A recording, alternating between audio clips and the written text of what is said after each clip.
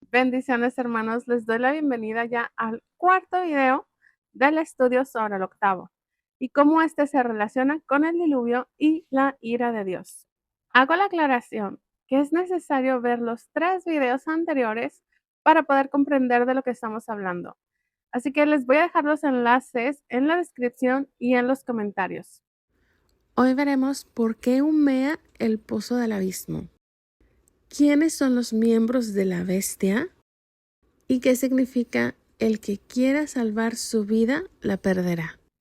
Así que de nuevo vamos a Apocalipsis capítulo 9. Y abrió el pozo del abismo, y del pozo subió humo, como el humo de un gran horno, y el sol y el aire se entenebrecieron a causa del humo del pozo. Y yo sé que seguramente se estarán preguntando, ¿por qué sube humo si es un abismo acuoso? ¿Será acaso un volcán en medio del mar? ¿O qué significa que suba humo?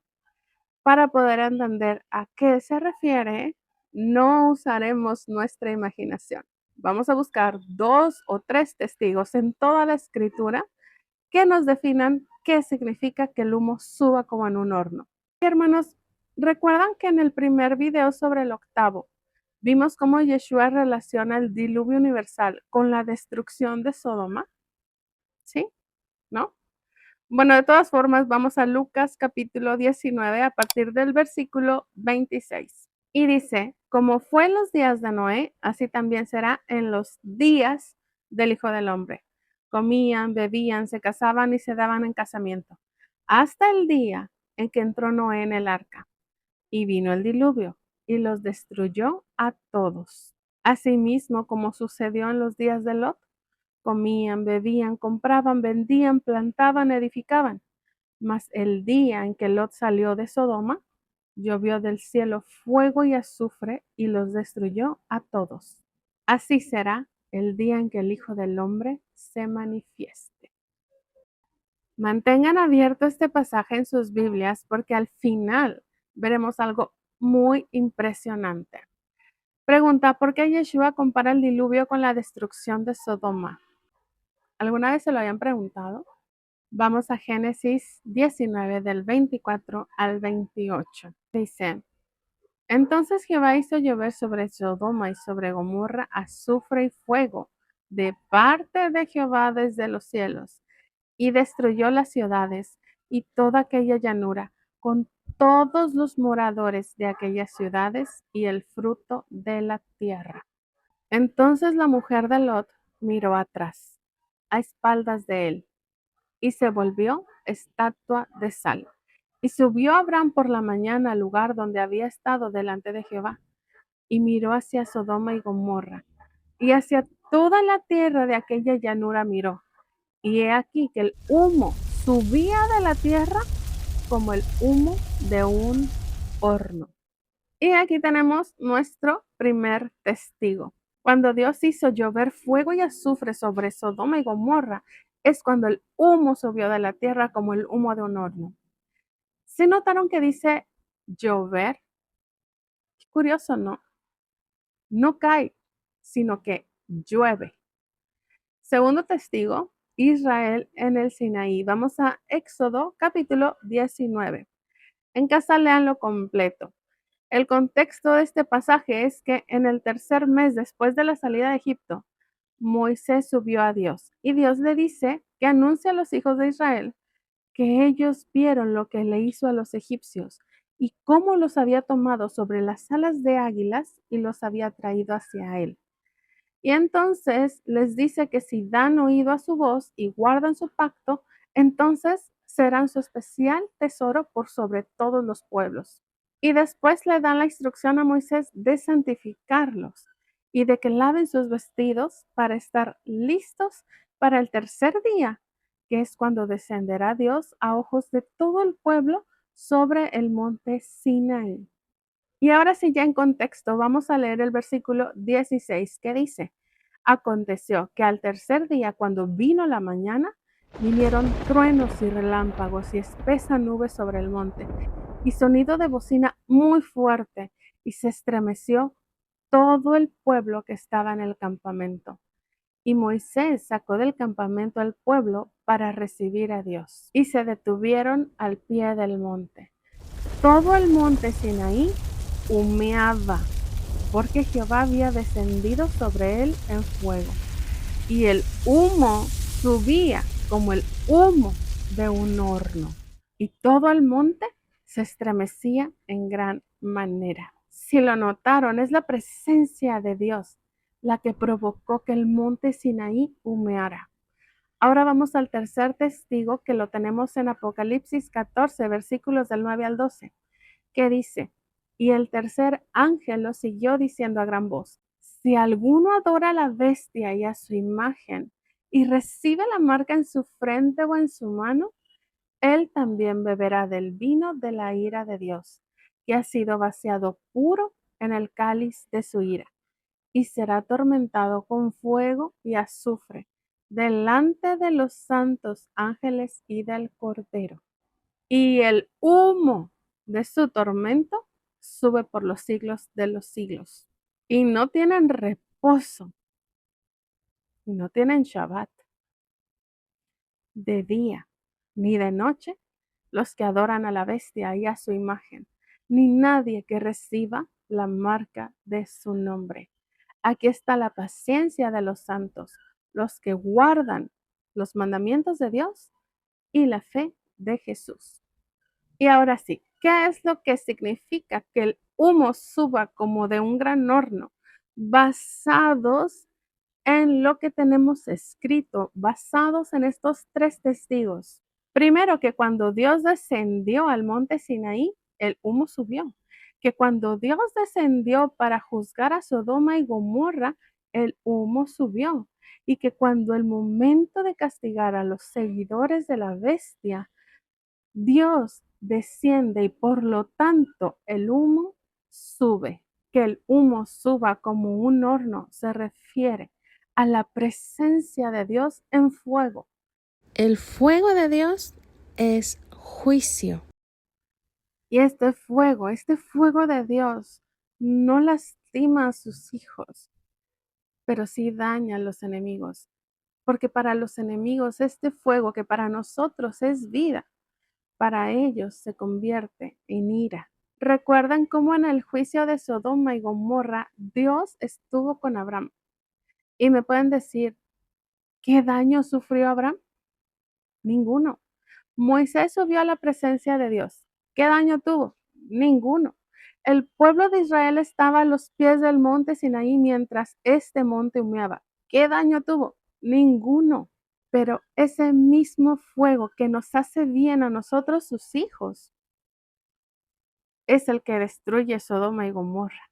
Mientras Sodoma y Gomorra estaban siendo destruidos, la destrucción no alcanzó ni a Lot ni a sus hijas, pero a su esposa, que miraba hacia atrás, a ella sí la dejó convertida en una estatua de sal, porque ella miraba hacia atrás, porque estaba cómoda dentro de un pueblo lleno de maldad. ¿Qué le pasó? El juicio la alcanzó. Eso es lo que estamos viendo con esta quinta trompeta, el comienzo de la ira de Dios. Por eso les repito una y otra vez que la única manera de salvarse es clamando a Dios, pidiendo perdón. Sin arrepentimiento estás perdido, porque si estamos en paz con Dios no tenemos nada que temer. Su presencia es un descanso, es un Shabbat para nosotros.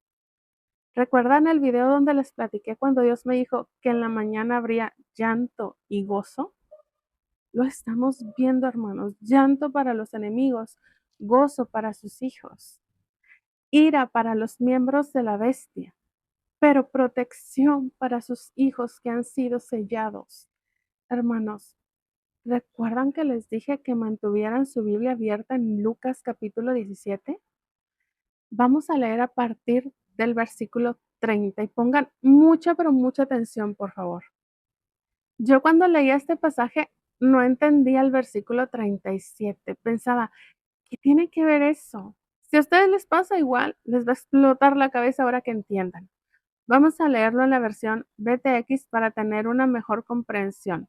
Y de un lado les voy a poner la versión Reina Valera y del otro la BTX, para que puedan ver y comparar la diferencia que hay entre estas traducciones. Y ahorita van a ver a qué me refiero. Vamos a leer versículo por versículo.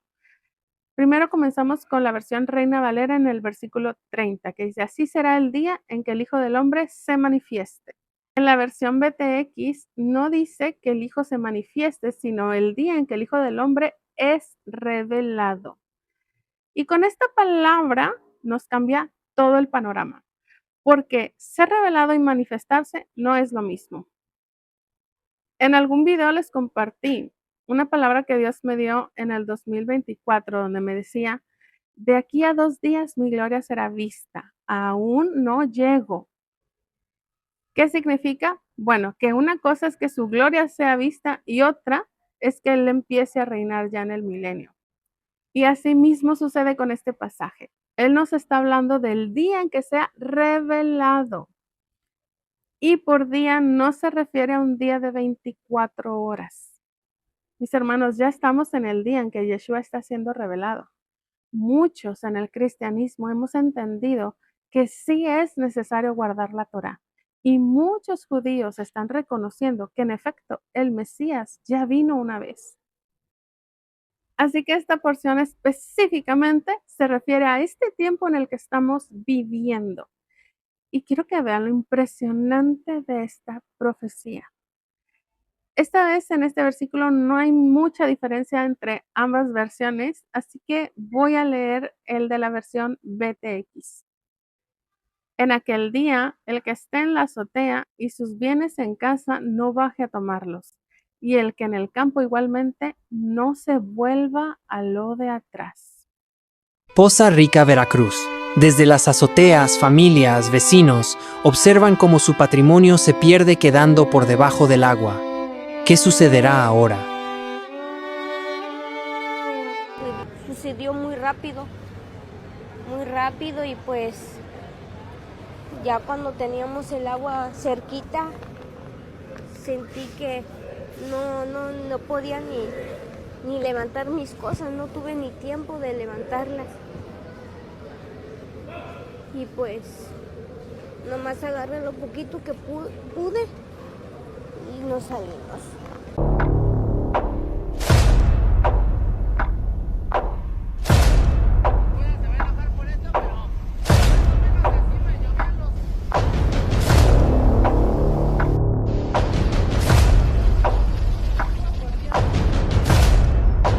Mi gente, así están los barrios de Santo Domingo, en República Dominicana. Miren cómo están las personas ahí tratando de salir. Hermanos, están viendo. Acordaos de la mujer de Lot. De nuevo Yeshua está trayendo a la memoria el juicio de Sodoma y Gomorra y el hecho de que la mujer de Lot haya mirado hacia atrás. ¿Qué significa esto? No te detengas a cuidar tus pertenencias. Quédate en la azotea. No mires atrás como la mujer de Lot, añorando lo que estás a punto de perder. Y hermanos, se me pone la piel chinita cuando digo esto. Estamos viviendo esta profecía. ¿Qué más pruebas quieren? Absolutamente toda la escritura encaja a la perfección y lo estamos viendo con nuestros propios ojos.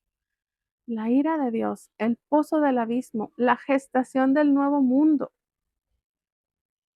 Versículo 33. Cualquiera que procure preservar su vida la perderá, y todo el que la pierda la salvará. ¿Qué es lo que Yeshua nos quiere decir aquí? ¿Qué es lo que Yeshua nos está diciendo? ¿Que nos dejemos morir? ¿Que nos dejemos morir y así nos salvamos?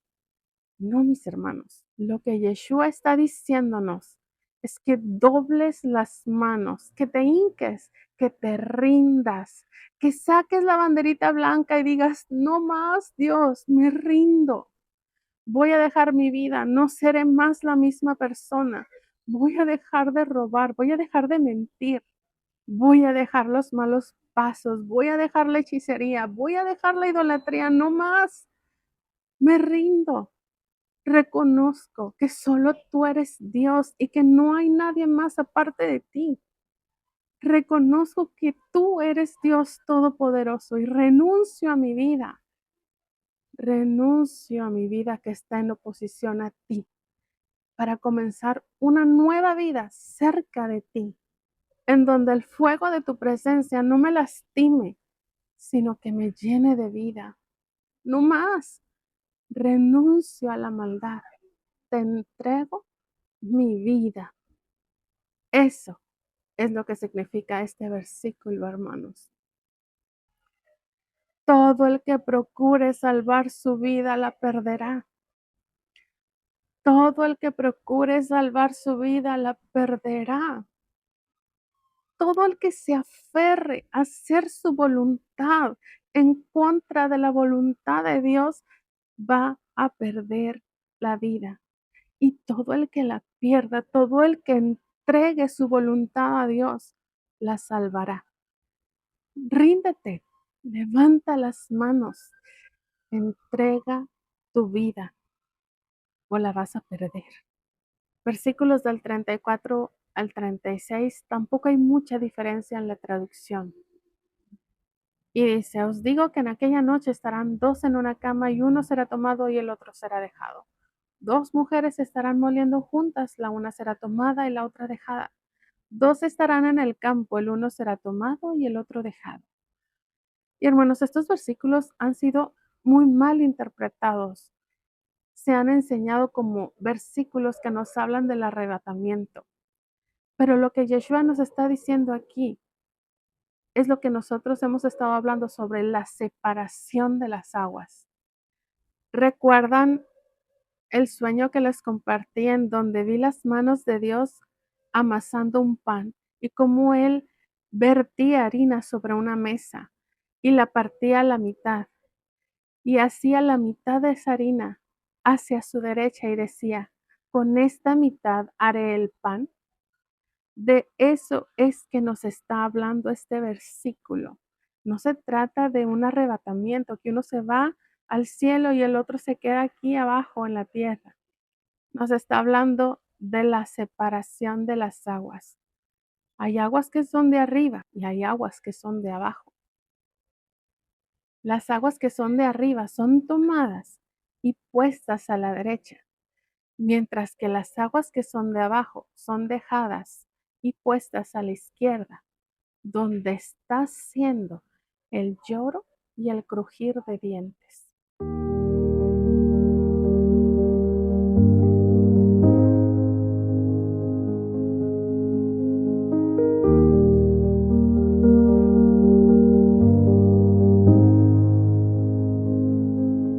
No todo Poza Rica se inundó, solo fueron partes. Por ejemplo, nosotros fuimos a un lugar que está en la cima, así se llama, es una cima, y ahí no fueron afectados. Entonces todavía hay centros comerciales, hay gente trabajando, hay gente haciendo muebles. O sea, hagan de cuenta que la mitad está en la normalidad y la otra mitad se la está llevando el diablo. Versículo 37. Y hermanos, este versículo sí es clave para poder comprender. La versión Reina Valera dice así, y respondiendo le dijeron, ¿dónde, Señor? Él les dijo, donde estuviera el cuerpo, allí se juntarán también las águilas. ¿Cómo que las águilas? Con razón relacionan estos versos con el arrebatamiento, porque Dios dice que nos llevará en las alas del águila. Pero hermanos, aquí hay un error de traducción muy importante. Y para verlo vamos a leer la versión BTX. Versículo 37. E interviniendo le dicen, ¿dónde, Señor? Él entonces les dijo, donde esté el cadáver, allí también serán reunidos los buitres. No las águilas, los buitres, no el cuerpo, el cadáver. Traducción. El lloro y el crujir de dientes no es en el infierno. El lloro y el crujir de dientes es estar dentro de la ira de Dios. El lloro y el crujir de dientes no es en el infierno. El lloro y el crujir de dientes es estar dentro de la ira de Dios. Mientras uno es tomado y puesto a la derecha en el reposo de Dios, el otro es dejado en el lloro y en el crujir de dientes. ¿Dónde, Señor? ¿Dónde ocurrirá eso? Donde esté el cadáver, allí se juntarán los buitres. ¿Qué quiere decir que se juntarán los buitres? Se los voy a responder con un video. Nada más. Como que ya huele la gente que... No sé si se aprecia, pero... Sopilotes por... ¿Qué será? Más de 100, ¿no? Sí, como unos 200 sopilotes. Así esperan los opilotes a que baje el agua en Veracruz para hacer lo suyo. Ay, nanita. Ahora sí que el sopiloterío, ¿no? Aunque la administración mexicana ha informado que son menos de 100 los que partieron durante la reciente tragedia, la naturaleza no miente, pues cientos de aves carroñeras sobrevuelan el territorio afectado en busca de alimentarse. Como que ya huele la gente que... Donde esté el cadáver, allí también se juntarán los buitres. Donde veamos esto, hermanos, sepamos que es un lugar que está recibiendo la ira de Dios. ¿Por qué? ¿Se acuerdan que hace tiempo les dije que el 7 de octubre del 2023 comenzó la guerra de Gog y Magog? Y que también vimos que Gog es un espíritu, el espíritu del anticristo. ¿Y qué es lo que Ezequiel nos dice que pasará con los seguidores del anticristo? Vamos a Ezequiel 38:22. Y yo litigaré contra él con pestilencia y con sangre, y haré llover sobre él, sobre sus tropas y sobre los muchos pueblos que están con él, impetuosa lluvia y piedras de granizo, fuego y azufre. Ezequiel 39:4. Sobre los montes de Israel caerás tú y todas tus tropas, y los pueblos que fueron contigo. A aves de rapiña de toda especie y a las fieras del campo te he dado por comida. ¿Aves de qué? Aves de rapiña. Donde esté el cuerpo muerto, allí se juntarán los buitres. Y me van a decir, ay, sí, pero está hablando de los montes de Israel y esto está sucediendo en el mundo, no en Israel. ¿Seguros? ¿Saben cuáles son los montes de Israel? No estamos hablando de la tierra de Israel, sino de los montes de Israel. Y los montes en profecía representan reinos, imperios o gobiernos. ¿Recuerdan el estudio de los 144,000 sellados? Los montes de Israel es donde habitamos todos aquellos que pertenecemos a las 10 tribus perdidas, junto con los gentiles que se han adherido al nuevo pacto, formando parte de la tribu de Efraín. ¿Recuerdan que en el sueño de la quinta trompeta yo decía, ¿seguimos nosotros? Pues, ¿qué creen? Ya nos llegó el turno. Así que sí, Dios ha llamado a un banquete a las aves de rapiña para que coman carne de miembros de la bestia. ¿Quiénes son estos miembros? Hechiceros, homicidas, idólatras. Todo aquel que le ha hecho daño a su pueblo. Todos esos que salieron a decir que Israel era un genocida. Todos los que están a la izquierda. A través de redes sociales se viralizó un video que muestra un presunto aquelarre de brujas haciendo un ritual satánico en Veracruz. Es la capital de la brujería.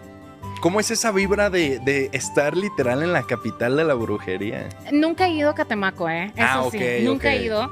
Pero ahí, en Veracruz no te tienes que ir muy lejos. Ahí donde yo soy, que yo soy del puerto, es muy normal que la abuelita... Es más, la abuelita sabe hacer el merjunje. O sea, ellas ya lo traen, ya te están pasando el huevo. Es súper común, es parte de la cultura que tenemos ahí en Veracruz.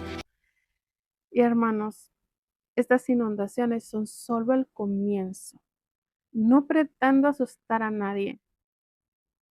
Lo estoy diciendo como un llamado al arrepentimiento. ¿Quiénes son estos miembros de la bestia? Además de todos aquellos que pertenecen al Islam, hechiceros, homicidas, idólatras, todo aquel que le ha hecho daño a su pueblo, todos esos que salieron a decir que Israel era un genocida, todos los que están a la izquierda. Siempre hay salvación para aquel que decide cambiar, para aquel que reconoce su pecado y clama al único y verdadero Dios. La palabra dice que toda rodilla se doblará. Y eso significa que incluso todos aquellos que han estado en contra de Dios, que han estado en rebeldía, no tendrán más opción que reconocer que solo hay un Dios. Y no saldrán de la cárcel o del castigo hasta que doblen sus rodillas y reconozcan quién es Dios, hasta que reconozcan que su ley es vida, hasta que reconozcan que la maldad tiene consecuencias. Por eso lo repito una vez más, hoy es el día para arrepentirse. No esperen a tener el agua hasta el cuello. Hay que clamar el día de hoy. Segunda de Crónicas 7:14. Si se humillare mi pueblo sobre el cual mi nombre es invocado, y oraren y buscaren mi rostro y se convirtieren de sus malos caminos, entonces yo oiré desde los cielos y perdonaré sus pecados y sanaré su tierra. La ira de Dios no es maldad, es una necesidad. Dios es justo, Dios es fiel. A nadie nos gusta ser corregidos, pero cuando con nuestro libre albedrío provocamos el sufrimiento de los demás, pecamos no solo contra Dios, sino contra su creación, dañando a sus criaturas, corrompiendo el mundo. Y entonces es necesario que la justicia de Dios se haga evidente, tanto para rescatar a aquellos que son buenos y están siendo oprimidos, como para poner fin a la maldad y para corregir a aquellos que son hijos rebeldes, con la esperanza de que tengan una oportunidad de salvarse. Así que desecha la arrogancia y actúa con humildad. Reconoce que Dios es justo, que Dios es bueno, que Dios no cambia, que lo que dijo hace miles de años sigue vigente, porque Él es perfecto, su ley es vida, es amor, es protección. Y para quienes son nuevos en el canal, sé que lo que estoy diciendo les parece extraño, pero los invito a revisar el resto del contenido, comenzando desde el video de los sellos que han sido abiertos, porque entender esta línea del tiempo les ayudará a entender muchísimas cosas. Hermanos, me despido invitándolos a seguirme en Telegram, en donde estamos en constante comunicación y en donde puedo compartir aquello que no puedo compartirles en este canal. Nos vemos pronto para la siguiente parte de este estudio. Bendiciones.